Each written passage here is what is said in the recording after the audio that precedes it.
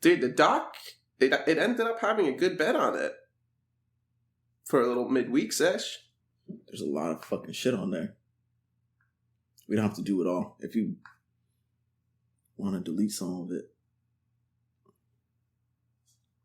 I'm good with that. Sorry. Didn't know you were recording for the sound check. I'm going to be honest with you. I did not realize. I think we got a pretty good sound going. That's on me. That's on me. Just by virtue of looking at your matchup, we're matched up way more. Yeah. The vibes might be there. We'll see. We'll see. We'll find I'll believe it when I fucking hear it. When we have sensitive ear Ron in. Dude, 2 F-bombs. It's going to be a good episode. Hasn't even kicked in. It's just a cold open.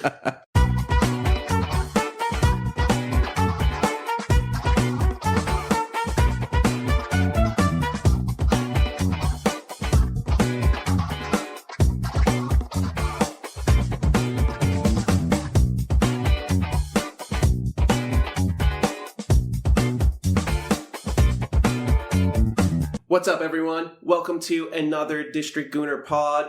We've got an audio special for you coming from the bench today, midweek. This just should be dropping on a Thursday, so hope you're happy, hope you're healthy, and my co-host is with me, Steven. Say hi to the people. Howdy. We're recording on a Wednesday, so happy hump day. Hope your hump day went well since we're getting this on a Thursday. Buzzing. Having a good week. How about you? Yeah, same. Obviously, Arsenal don't play. The men don't play until Tuesday of next week. And so we thought, hey, what a great opportunity to do some sound check. Yeah, we're giving it to the people. You're welcome. We've got a lot of requests for checking our sound, doing some audio engineering. So big man Keon, he's been on it, testing a few things. I think this is gonna sound nice, brother. Hopefully, as you said in the cold open, I'll know it when I hear it. So, man, where to begin? Where to begin? There's a lot of stuff going on right now, man. Hot season, a lot of information out. I got a lot of posts. You got posts. A lot of stats being thrown out. No games, of course. We get sent into a nosedive into information. So hit me. What you got? Well, the first thing I want to start out with is something I saw 2 days ago. So I think Monday, I saw Nuno Tavares was trending. And I thought, I wonder why. What's going on? Part of me thinks, wow, I wish I didn't ask that question. I wish I didn't go down this rabbit hole. But have you seen this footage of him online? I have not. What's going on? Dude, look at this. This guy, Nuno, has been apparently very much open to Frenching his dogs, dude. This guy literally, opens his mouth and maybe even tells the dog to, put your mouth inside my mouth. It's intense, bro. Nah, I think that looks like explicit content. I have a dog myself. I don't do kisses in the face. Personally, that's just not my gig. That's a little extreme, I think. Yeah, the videos are. I mean, I'm not even going to include a link in the show notes. Just literally search Nuno dogs, and it's like the second coming of Michael Vick, but in a terrible. It's even worse than that, dude. Don't do that to him, man. No, he's all right. I mean, I give away some kisses on my nose. Chicha likes to give a couple of licks on the nose. It's all right, maybe that's... I don't speak dog, but if I did, I feel like that's their way of communicating love. Yeah. My dog tries to, but, Oh, she gets close to my mouth. I'm like, nope. I'm like Mayweather, man. I'm quick. All right, man. Well, that's one sort of... I want to say former player at this point. What do you think? Yeah. Did you actually hear... There's a lot of stuff going on. No. Marseille's back in form. So he's on loan at Marseille last year. Uh-huh. So he's over at Forest this year. Marseille's looking to acquire him again. I think they went down to left back. They have someone there was their backup. So they need someone else. So they were asking about Nuno. It's not going to happen. I don't think there's a recall clause in the loan. But hey, shout out Nuno. I actually got people interested in him because I know we're not. Yeah, I know we're not. I mean, once you brought in Timber, that was a pretty clear message, I feel like. And he hasn't had that much time at Forest. I don't know if he's been injured or what, but I've only seen him play a couple of games for them, I think. And yeah, I'm going to call him a former player at this point. Yeah, he actually played the game that we watched. Forest versus Brentford. He started left back in that game. I don't know if you noticed. No, I guess that says a lot about his performance. Yeah, he wasn't too involved, I guess. But talking about the Forest game, I gotta get your opinion on Tony. Ivan Toney, the free kick, Matty Turner in goal, and so we're watching this game, and immediately, happens. You see the replay, and Keon immediately sees it. Like, what is the wall doing? There's no wall. Like, the wall setup is terrible. And obviously they play back the replay. Like, man, that's bad, Matt Turner. That's really bad. And then at halftime, they show you the angle where he moves the ball twice. He moves the phone. Give me your take. Yeah, dude, this is a big talking point. People are calling him a cheat. People are kind of losing their mind. It's Martin Odegaard does that. When it's a farther free kick, I've seen him do that, where he wipes the foam away and just moves the ball a little bit. Now, in this particular case, it did give him a huge advantage. But for me, it's down to the players on Forest. No one bat an eye. Like, he did it in front of all of you. And then Matty Turner, his player tells him, you okay with this wall? Like, come double check this wall. And he checks it and he's like, nah, it's cool. So Matty Turner, you also got to do a little bit more. Clearly, he saw the ball is not at its original place where you set the wall. So I don't have too much of an issue with it. I think people I think at first when I saw it, I was a little bit heated. Yeah. When I found that at halftime when they showed it, I was like, oh man, what a cheat. He moves it twice, dude. But at the same time, now I've slept on it for a few days, I think, no big deal. It's a part of the game. Yeah, initially when I saw it, I was like, if that had happened to Arsenal and if he had moved the ball twice and they scored that free kick, I'd be hot.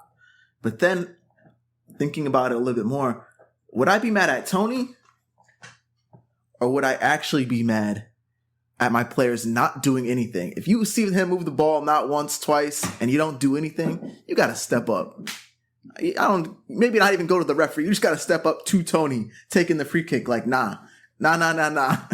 Come reset this, referee. This is too much. Because the way he put it, it was just too easy, man. It was like he just slotted it in. It was that was training ground stuff. That was like having those plastic walls up. Too easy. But I wouldn't consider it being a cheat. That's just, I think back in the day, that was part of the game, Before there's a reason they put the foam down now, because people used to move the ball, trying to get an advantage, keep rolling it, the wall. They didn't put the line down, inching forward. They had it in FIFA. You remember? You could get a yellow card. Yeah, like it's just part of the game. I agree with you. No big deal. Get over yourself. And it was cool. It's nice that he scored, but he did score, dude. But no way he's coming in January. But I have to ask. He's 28. He'll probably be 29. We know he can score. What's your verdict on him? And now we've seen his dark side. but like, Ivan Toney, arse in, arse out. Arse in for the right price. I would do it. If the price is right, man. They're quoting him at 100. I don't think that's the right price, personally. I think that's too high. What would you pay for him? You got Jesus for 50. I'd say, and we got Kai for 65. I'd put him maybe in that 65 to 50 range, I guess. That's probably where I'd put him. I think 100 mils, he's not a Declan Rice type player. We're not going to have him long enough. Nah. No, and he looked slow, to be honest with you. He looked pretty slow. He gives me big Giroud vibes, and I think he's a better finisher than Giroud, but like that's the best comparison that comes to mind. And Giroud was a good player. But when we signed him, what was he like? He was like 22, 24 or something when we signed him. And well, he's still out there scoring goals. He's gotten better. He's only gotten better. Yeah. I don't know. I'm arse out, personally. I'm over it. I don't think he fits the culture. I don't think he brings the value that we really need. And look, the team it's very clear. We've gone through these phased approaches, and I'm just not convinced that we're going to go out there and get this, soon to be 30-year-old striker. Gotcha. I like the idea of getting a few older players personally. I think that would be the right move. I liked getting Trossard, right? 29, probably now. Getting an older, experienced player in the squad. I like that idea. It doesn't have to be Tony, no. But with all the young bucks in the squad, it'd be nice to get a couple old heads in that know what they're doing. Like Jorginho, I think he's good for the team. Tony, I mean, he's not the best striker you've ever seen, but I know he can score goals in this team, that's for sure. But if I were to play the other side of that, I would ask, how would Ivan Toney react if he's not starting 2 games back to back? Oof. And we're a big character team. I like that. That's why I'm not getting paid to make the big decisions. Because that's a good point. We're very big on the character side. So if the character's not there, I think we'd be out on him. Yeah, and some of his media behavior. I mean, you saw what happened to Ramsdale when he came out speaking the way that he spoke. And so I'm not sure. I'm just not convinced. So for me, he's out. I will tell you what, though, since you mentioned Leo Trossard. Now that we've had some time, reflecting on the match against Crystal Palace, I want to just call this out. That was the first time that Leo Trossard has scored without an assist from Bukayo Saka. I saw that after the game. Maybe they got a good connection. That's an interesting thing. All his goals assisted by Saka.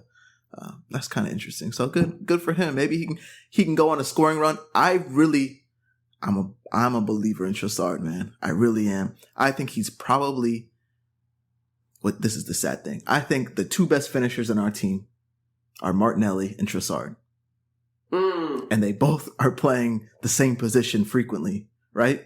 Yes. I think they're both the best finishers. I think Trossard is phenomenal in front of goal.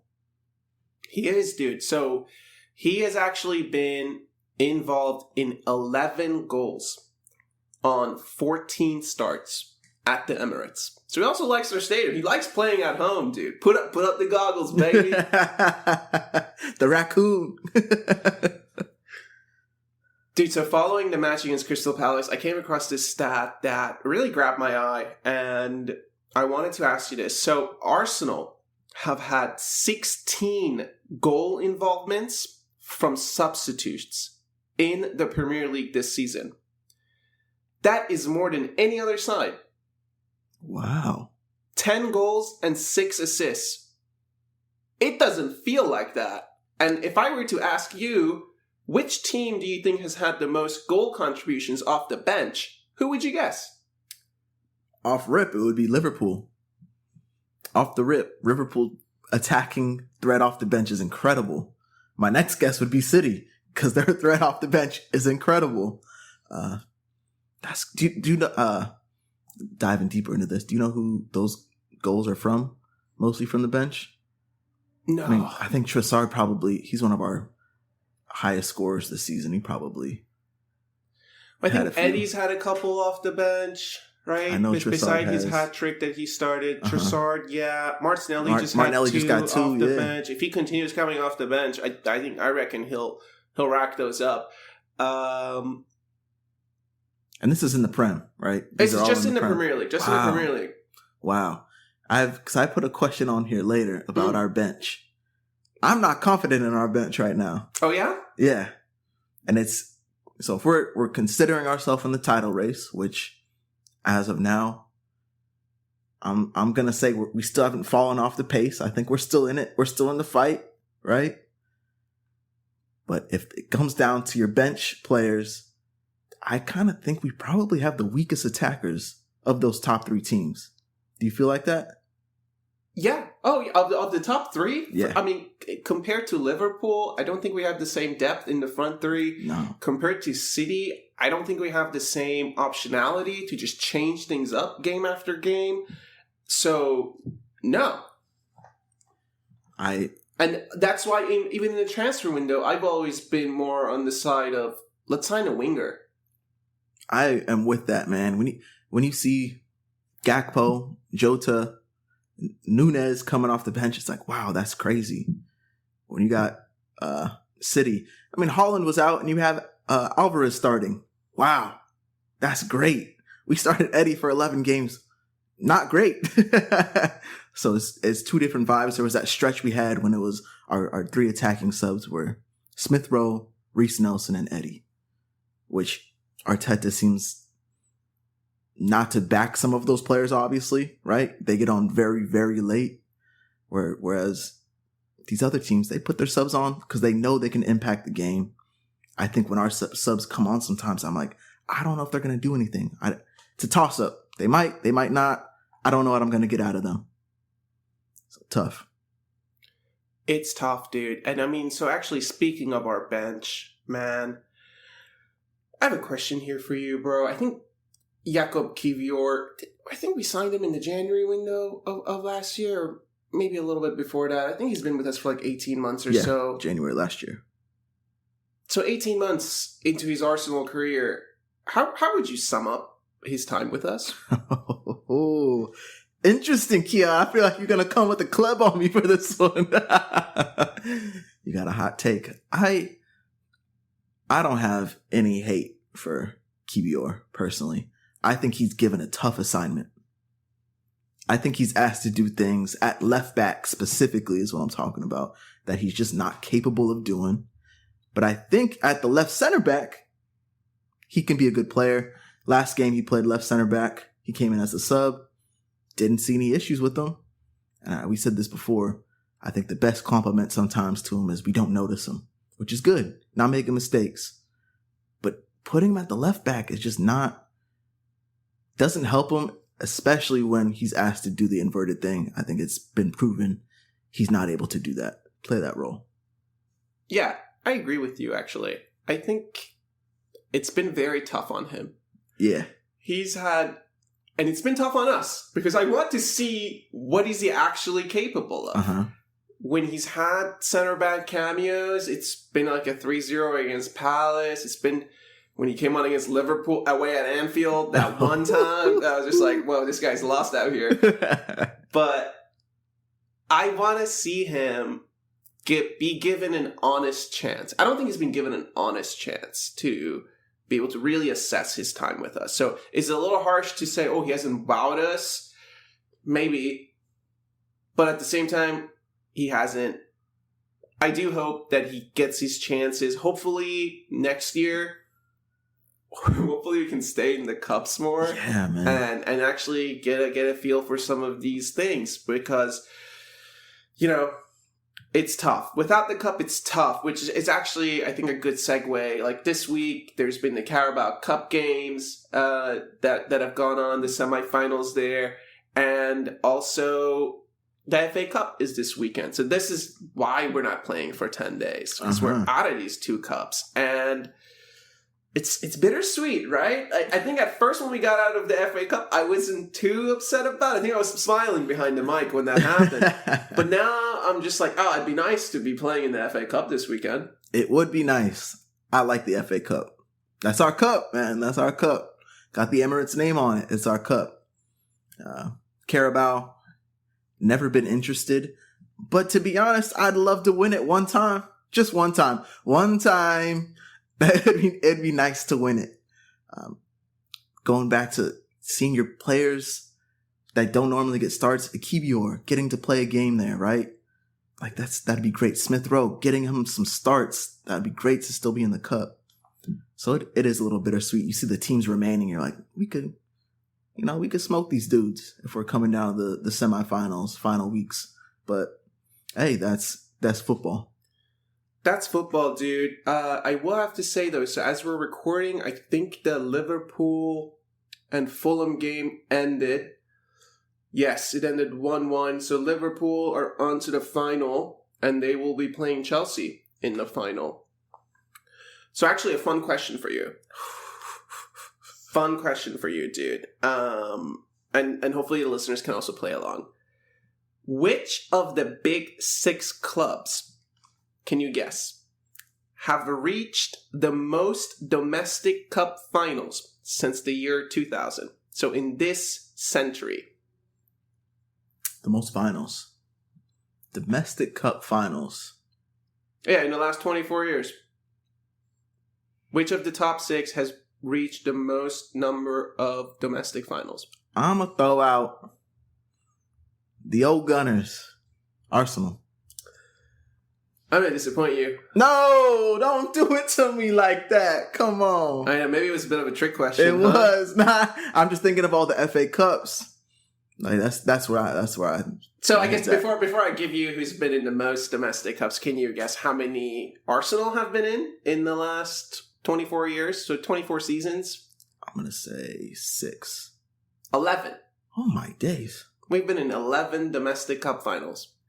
It's pretty good, but that only makes us rank 3rd. Above us is Manchester United, actually, with 12 domestic cup appearances. But taking first place, Chelsea Football Club have been in 18 domestic finals. Wow. In the last 24 seasons, bro. Yeah. My thoughts on it are skewed, of course. 2000, I'm just a pup. Sure. Right? I'm a pup. Sure. I'm just getting into grade school. Not watching Premier League football. Like, obviously, maybe I should know the history a little bit better, but wow. For us, 11, that's surprising. But 18 for them dudes over there. Yeah, but I'll tell you what I do like, Steven, is that even with your guess being wrong 6, that's still more than Tottenham. Because they've only showed up in 5 domestic finals. No surprises there. And how many of those did they win? Dude, naughty, bro. Naughty. That's cool. All right, man. So that was a fun game. I don't know if any of our listeners got it. If you did, you should leave a review and let us know. For everyone else, I do have a big question for you. Gotcha. As you're watching all of this mainstream media coverage of Arsenal, does any other club get analyzed as much as Arsenal? I have seen so many videos of Trossard setting a simple pick on a corner, dude. Every single mainstream media outlet keeps talking about this for the last 4 days, bro. Analyzing everything we do, talking about Odegaard's socks, and just trying to decipher everything about us. Other clubs have managers who get paid to do this. You don't have to do the job for them, bro. But I feel like it only really applies to us. I mean, being from the States, I don't know what the vibes over there are like, but it is interesting being a fan of the club and also having the media side of it. I don't really understand it personally, but I know Manchester United doesn't have it great, but that's because of the talking heads. Like we said, a lot of the talking heads from Manchester United talk about their own club, of course. But the Arsenal stuff, I don't know. I you know what I think? I think everybody wants to be there's something cool, right? To me, there's something cool about Arsenal. The reason I became a fan of Arsenal is because that man Thierry Henry, that swag, that vibe, the diversity in the club. When I'm a kid, I see the team, I see colored faces there. You see I like these guys compared to everybody else. There's just a different vibe from Arsenal. So I think everybody talks about what they want to be, right? Hey, flattery.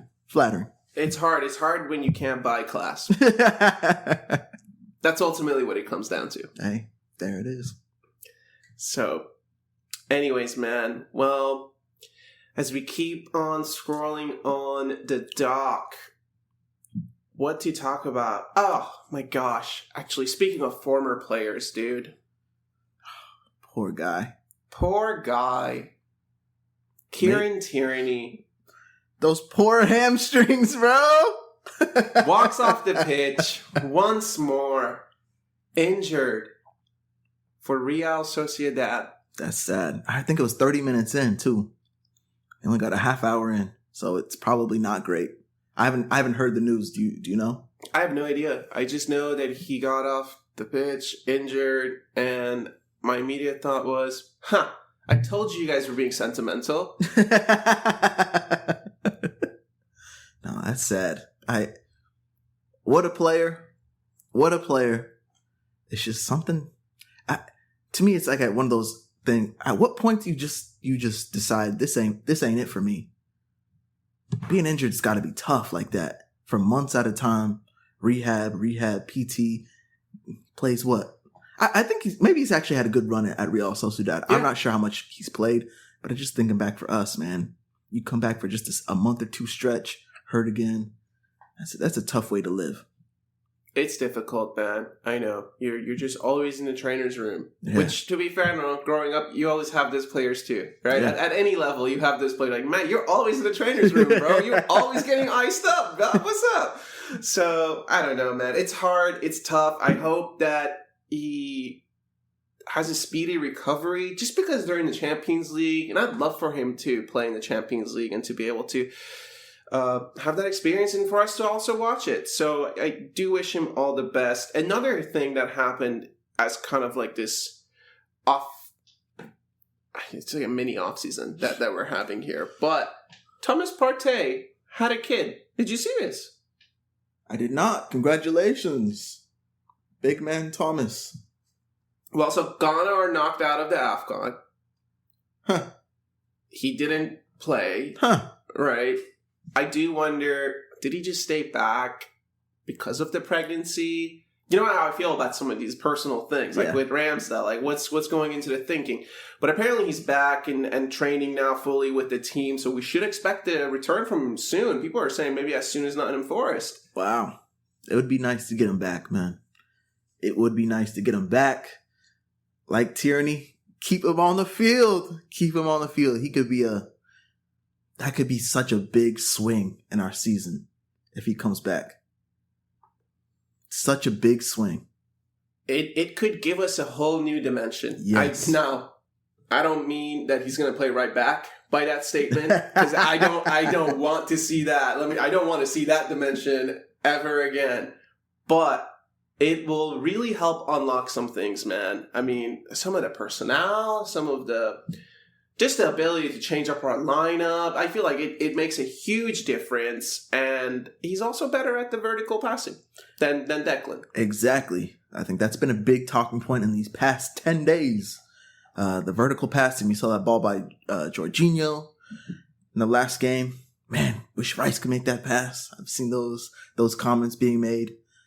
Could you imagine that midfield maybe, I think what it was supposed to be. I don't know if we ever got to see it.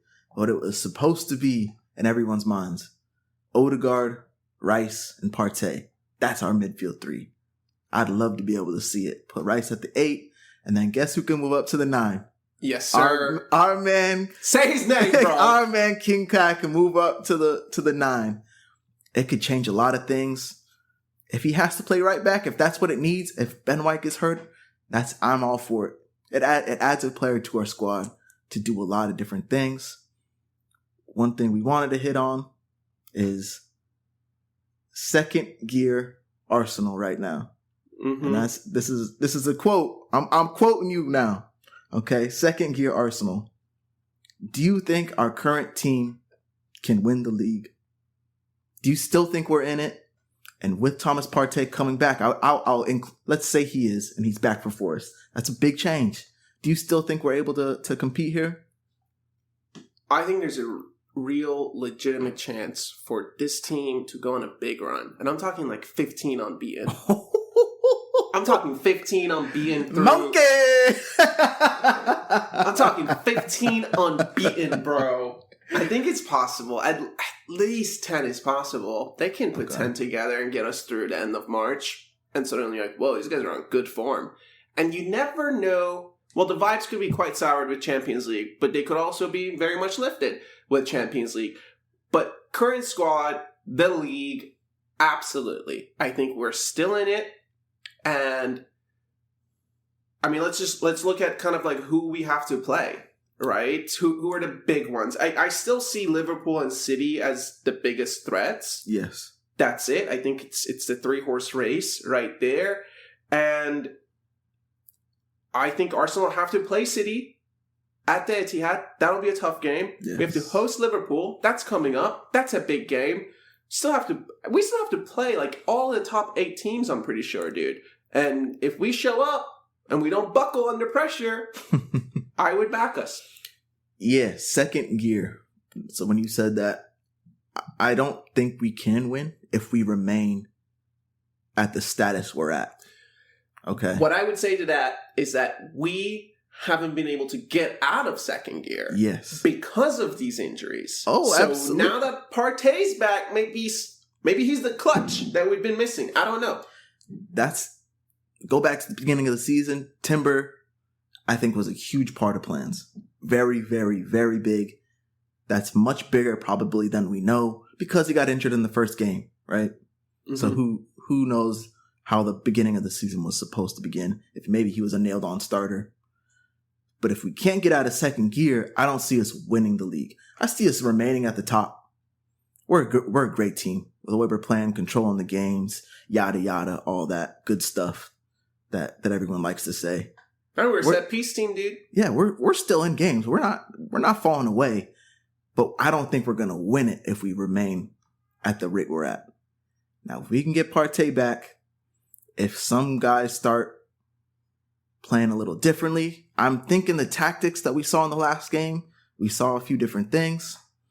If Martinelli gets back on his stride, starts scoring some goals, we can still do it. We haven't fallen away yet, so I'm not taking my money off our boys. No, and look, I can't see into the future. If I did, I'd do a lot more better in the stock market. I can't. So we don't know what injuries are going to happen in the second half of the season to some of the other team's big players. And mind you, Liverpool, they don't have Trent. Mo Salah, I'm seeing he's out with the hamstring for like 28 days or something. He's about to miss the Arsenal game due to a hamstring. So you never know. Maybe Haaland's injury, first of all, like I thought that whole thing was pretty weird how he like suddenly got injured and he just went missing. I don't know what kind of machinery he's just been sleeping in for the last cyborg.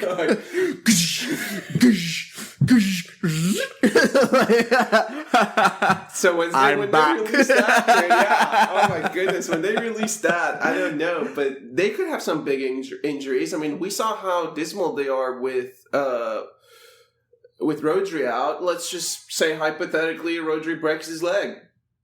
Oof. We don't wish that though. No. We don't wish that. Not at all. Don't turn that on us now. Don't turn that on us. Hypothetically, could happen. I don't know.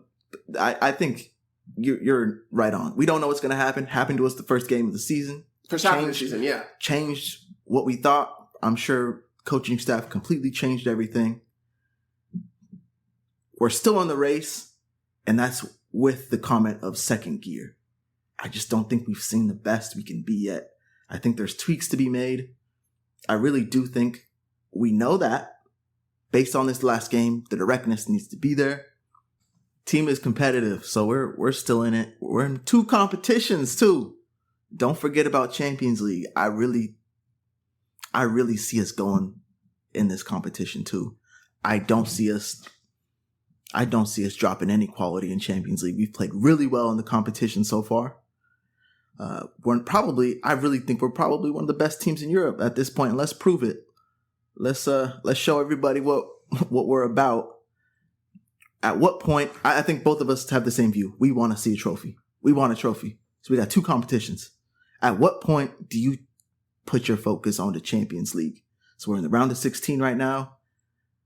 Porto, I think we both want us to go through, see us going through. After round of 16, at what point are you like, ooh, we really got a shot at this bad boy? Yeah, I mean, so hopefully we can get through this round. If we make it through, then there will be a redraw, and then that's when we get to see the bracket. Mm-hmm. That kind of gives more clarity about the road to the final, right? And I think the games kick off usually around Valentine's Day, so the first round of 16 should be over by like the middle of March, maybe at the latest, and that's it for me. I think come April, if we're 10 points behind the leaders, it's over. Okay. If we're 8 points behind the leaders come April, it might just be over. That's probably a good margin. That 8 point. Yikes. Yeah. It's a little too deep to get out of this one. So we know City came back on us from 5. They did have 2 games in hand, though, which a lot of people, I think, don't remember. Yeah, people keep forgetting they had 2 games in hand. Oh, you guys had it till the end. Yeah. Please, go back. Check the facts. Check your Carfax here. Nice. 2 games in hand, 5 points. If we're 5 points behind, games even, I'll stick with us till the end, of course. Absolutely. 5 points is nothing, bro. But if we get through the quarters, I'm all in on Champions League, man. Oh, yeah. Because I think with the teams remaining, we're going to play a big boy in the quarters. I think if we get past Porto, I'm getting ahead of my skis Porto's here, boy. Gonna be a tough game, I'm getting ahead of my skis here, boy, but I'm putting my money on it now.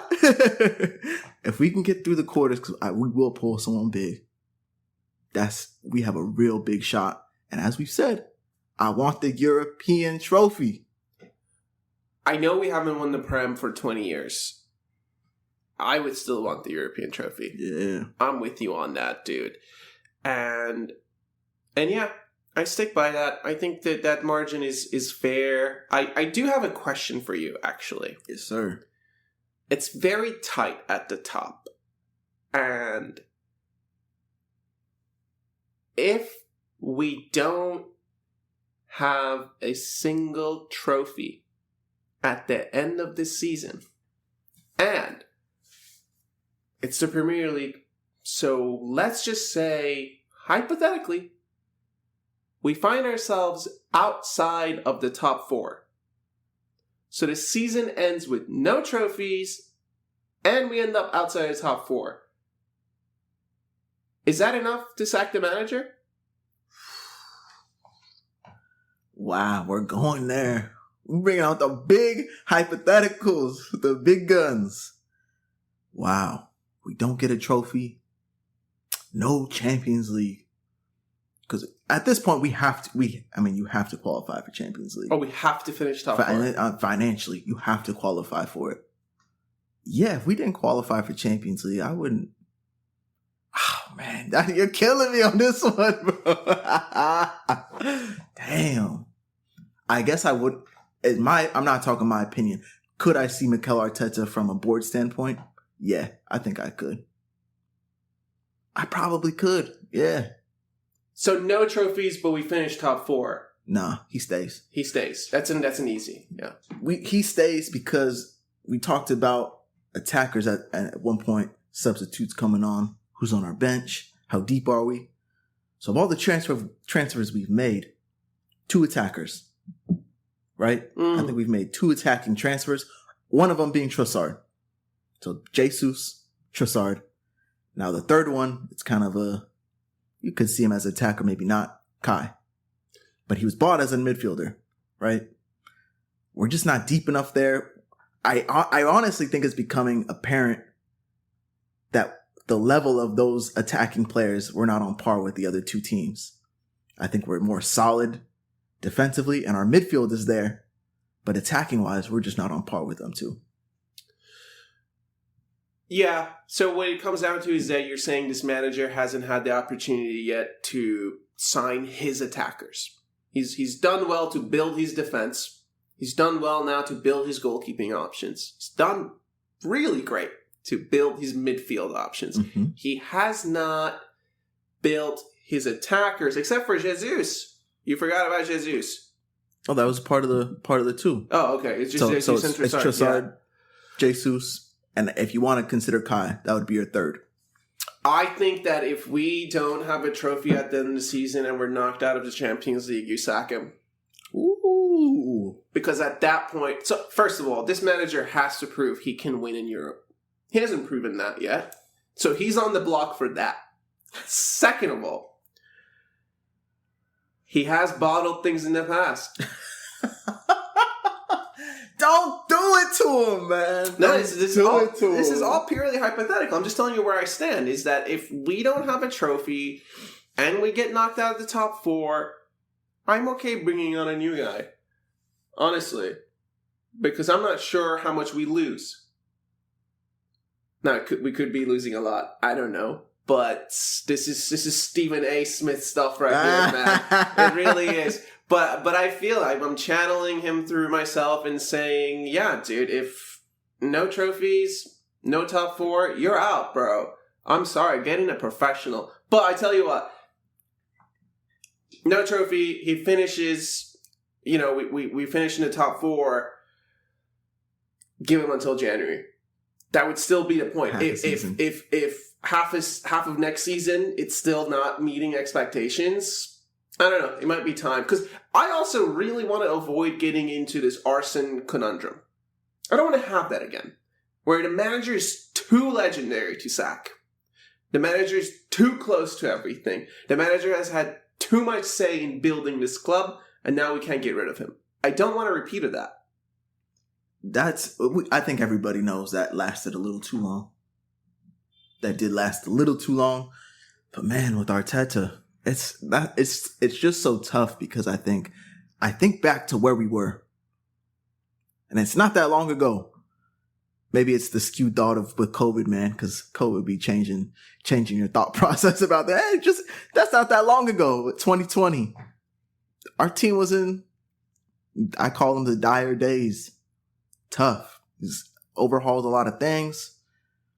Can't believe we're even competing for the champions. Like. Competing to be champions. Yeah. It's crazy. It's happened quickly. I think that's one thing about last season. We went from 5th to competing for the top. You've heard about it. He's had his stages, his steps. And right? we maintained it. That's very important. There is credit there that we maintained it. We're still contenders again. Yeah. We're not in Newcastle. Yeah. So maybe things accelerated a little bit last year, faster than he expected. But you got to step up, right? You got to step up to the plate. It is what it is. Everyone has their expectations. I'm gonna say this. We are not going to miss the Champions League. We're not going to miss the Champions League, man. I don't see that happening. I know this is a big hypothetical we're talking. Do you really think that's possible? Yeah, I think it's possible. Why wouldn't it be possible? Why wouldn't it be possible? I think we're too good. I really think we're too good. We are too good, but we have some really hard games coming up. Let's say everybody got hard games coming up now. And if we fall off the table, that's a different conversation. Everyone has hard games coming up, but there's only one club that will go from 100 to 0 in terms of just sentiment. And it's Arsenal Football Club, bro. Because let's say we lose to Liverpool at home. Can't you already see it? League's done. We lose to Liverpool at home in February. League's done. That's written, bro. 5 points behind right now. Or 5 and games even. So yeah, that'd be an 8-point gap. And then we still have to play Newcastle. We have to play everyone. We have to play the whole top 10. Don't get carried away now. I mean, let's just say William Saliba goes for a header against Porto, lands on his ass again, and he's out for 2 months. Now all what, right, Chief? All right. No. I mean, dude, anything can happen. So it's too hard to say, can you really see us getting out of the top 4? Yeah, I can see us getting out of the top 4, Steven. And if we do and there's no trophy, I want the guy gone.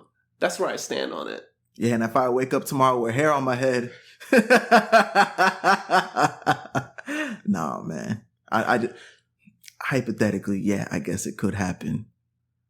But I wouldn't, if those things happen, do you sack Arteta? I don't think you do. If Saliba falls on his head and that's the reason, no, that's not a good enough reason to throw him out. But I do get your point. There are high expectations for us. It's hard, That's your ultimate point, right? Yeah, and I also think, look, if we sack him, would a Barcelona come pick him up? Would a PSG come pick him up? Would a Juventus come pick him up? I think maybe. I think one of those top 10 clubs will come and try to pick him up. So that's the other side of the conundrum. Ultimately, and we've talked about this, we see issues potentially with him. The stubbornness, the man management, the substitutions. We see potential issues with him. He's young and we think he's learning. But at what point do you say, we need more?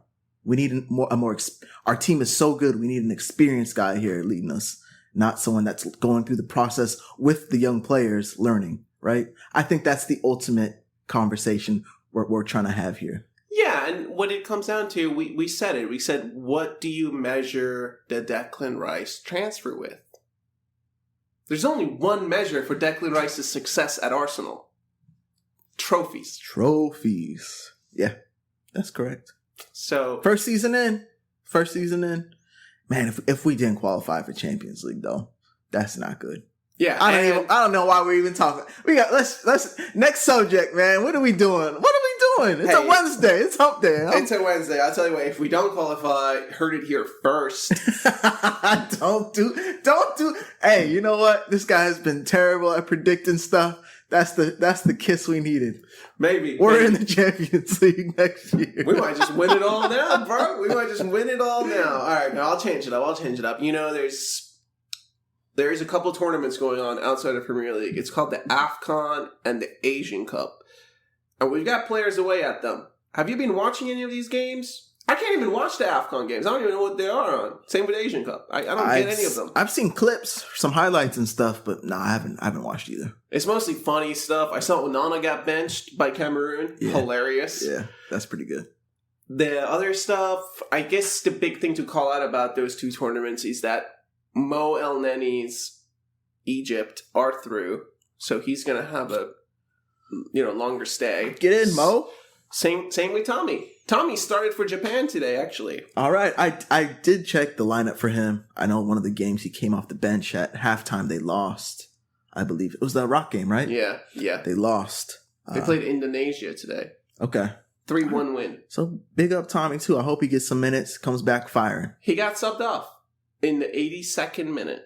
I didn't see any injuries or anything in the commentary. I just think it was a sub. I'm good with that. We know he's also another player we worry about. So hey, that's cool. Hopefully he comes back firing for us. Yeah.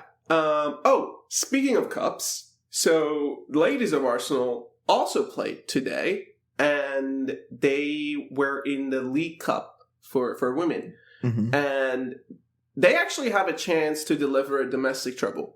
If you really think about it, the ladies, they're in the FA Cup, they're in the Women's League Cup, and they are obviously like third place or second, I think, in the Women's Super League. So it's exciting for them. They beat Reading 6-0 today. Damn. You said they're going for the treble, huh? They could go for a domestic treble, yeah. But how many charges? Nah, I'm playing. That's funny, dude. You know what I found odd about this? The Women's League Cup is hashtag Conti Cup. What an unfortunate name. Conti Cup. It's named after Continental Tires. Oh. They're the big sponsor, like how we have the Carabao Cup. Apparently, if you're a sponsor, the cup is just yours, dude, these days. I guess you can't call it the Continental Cup because that wouldn't make too much sense. So the Conti Cup. Yeah. Okay. So, anyways, best wishes for them. Hope they keep crushing it, dude. I actually would love for them to deliver a trophy this year. I'm sure many others do as well. All right, man. Well, to try to wrap this up, got a couple of social posts. Let's do it. Let's hit this first one. You want to kick us off? Oh, on the second one. Let's pull this bad boy up. What'd you get? You went on Reddit, it looks like, to find this? Yeah, some soccer stuff. We were harsh on him after Palace game, bro. Yeah. I know, but the vibes just weren't great after that. It's a 5-0 game. Obviously, love a 5-0 win, but just, I guess what you want to see. Expectations are probably too high. afterwards, now sitting on it a few days.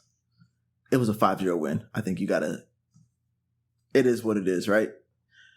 But talking about Saka, our star man, I think the thoughts have probably been, he's not been up to it lately, right? He's not been up to it. So I have a season comparison from last year to this year. It came based off of Premier League points fantasy, but it had some good numbers on it. So it's from EPL fantasy. So through 22-23, he had 106 penalty touches in the area. Penalty area touches, 106. This season, 23-24, so far, 150. It's an increase, but here's the big one. And this comes back to our ultimate issue of finishing. Big chances created. He had 3 last year through 21 game weeks.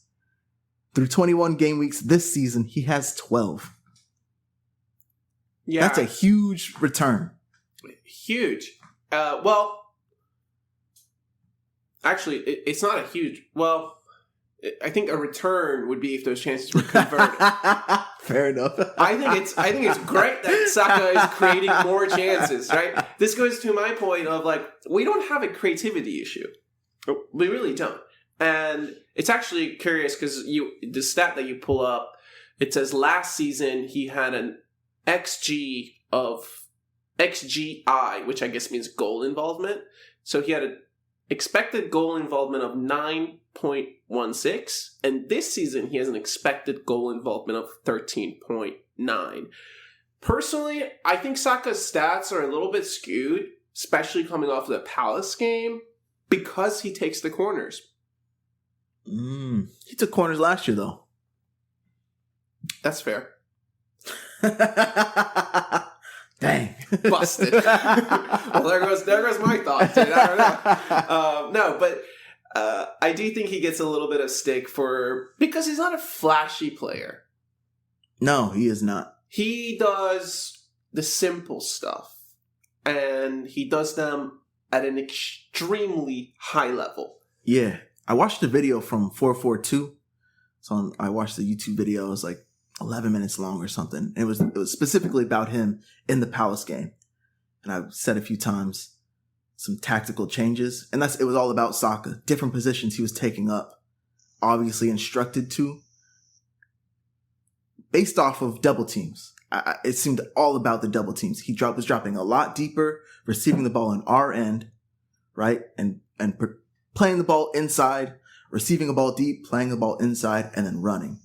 Boom, he's off. He's spinning off of that left back, going forward. So then when he receives the second ball, he's not double teamed. He's more of on a one-on-one situation. So there are things happening behind the scene.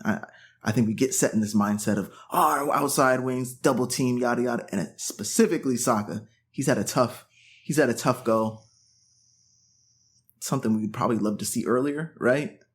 When you see it 3-4 games in a row, the double team completely shutting him down. You're like, man, come on now. But 12 goal involvements, awesome. 12 big chances created. He's obviously doing something. And if we can get him in a different area of the field, like you said, he does everything at such a high level. It'll happen for him. Yeah, and look, it's just about conversions because clearly his stats have bumped up season over season. You know, his big chances created, that 4x'd. His penalty area touches, that's like 45 more touches. Yeah. But his return on total points in fantasy last season, up to this point, he had 109 points. This season, 110 points. There you go. That is just conversion, dude. And also, even in the first half of the season, saying that he's doubled, saying how much difficulty he's having out there, he's still putting up better numbers than last season, bro. So you talk about, we need to bail the defense out. Let's bail this dude out as well. He can be such an impactful player for us. So I hope he can get some of these chances finished. So that's that. No bad thoughts on Saka, man. He's still our dude. He's our dude. He's 22 years old, man. He's 22. So that's the scary part about this stat, is that we still haven't even seen the best of Bukayo. Mm-hmm. That's exciting. All right, let's go to my post. Let's see. This is from our Premier League, and this is, I guess, something that happened like 4 days ago. I'm not sure if it's official or not. I'm assuming it is at this point. Apparently, Manchester United have poached Manchester City's chief football operations officer. His name is Omar Beretta as their new CEO. This person has been with Man City since 2011, and he runs their football operations. And Manchester United have kind of had a coup here, actually. So I'm just curious, I guess, first of all, does that mean that United are pretty serious about a rebuild, and how worrying is that? But then I have a post here that I have a comment here that I want to read out after that. So what's your reaction to it? My first reaction is United are back. All right, I'm just playing on that. But seriously, and we talk about the charges. City's club, the way they structure things, is almost how anybody wants to draw it up, right? They have made their decisions at a top level better than anyone else, and now everyone wants to emulate it. So it's a sign of flattery, I guess. Just like any sport here in the U.S. Let's take NFL. You have your head coach, offensive and defensive coordinators for a team. If your team is year after year, Bill Belichick, how many defensive and offensive coordinators from that team, the Patriots, go other places? I kind of see that as this is a form of flattery for City. You're poaching someone off of their board because they're excellent. They're the best at it. Yeah, and I'm so glad you mentioned that comparison, because that's totally in line with these comments. There's a comment here from PewDieBoy29 who says he's been at City since 2011. If City are guilty, he is guilty. Interesting. And he says it may actually mean that Manchester United are confident that City are not guilty. And the reply to it is from CGO0, who says, would he get in trouble? Because I'm an American, so I don't know the ins and outs. But in the U.S., sports, let's take NCAA, for example. Okay. NCAA football, NCAA basketball. A coach will get a team in trouble and then just dip. Yes. That happens all the time, bro. They be breaking the rules, signing whoever. We saw it with Sean Miller at the University of Arizona. Go Cats, boy! Bear down now!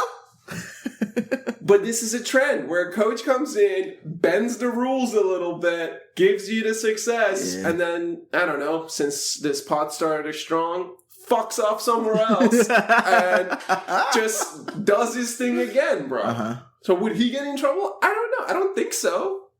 Huh. That's it. Because we don't know. Yeah, we have no clue how this works. No clue. I want to say even if he did and he got in trouble, I don't think United have any. They have no responsibility. There's no negligence there, in my opinion. It just is what it is. This individual will get in trouble, not the club. Yeah. Yeah. So, whatever. Emulate what you can for now. Take what you can for now until those, I mean, shoot, it could be another 2 years before anything happens. Yeah, with the lawyers they got? Exactly.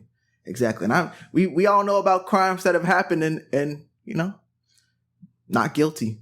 So it is what it is. It is what it is, dude. It's a little worrying, I think, that he does get to go to Manchester United, just because, like, if he is all that, then yeah, you know, and they have the same. Manchester United are a very rich club, dude. Oh yeah. So to your point, you asked the question of, or you made the statement, does Manchester United know they're not guilty? Now on the flip, does this man know we guilty? Oh! And he's the one, just like you said, he's actually dipping on his own club to be like, nah, I'm going over to these boys. He's jumping ship, yeah. bro. He's jumping ship. We're about to get in big trouble. There's somebody actually commented that he's jumping ship because he knows they're getting relegated, bro. That's exactly the opposite of what you had said. Like, I think it goes both ways. It could go both ways. United could think they're good, no issues. He's going to be sticking with us for the next 10 years. Or he could be the one like, nah, I'm out of here. Sayonara, Sammy. Sayonara, Sammy, dude. All right, man. Well, that's, I think, most of the talking points that we had. Is there anything else you want to chat about tonight? Nah, we're good.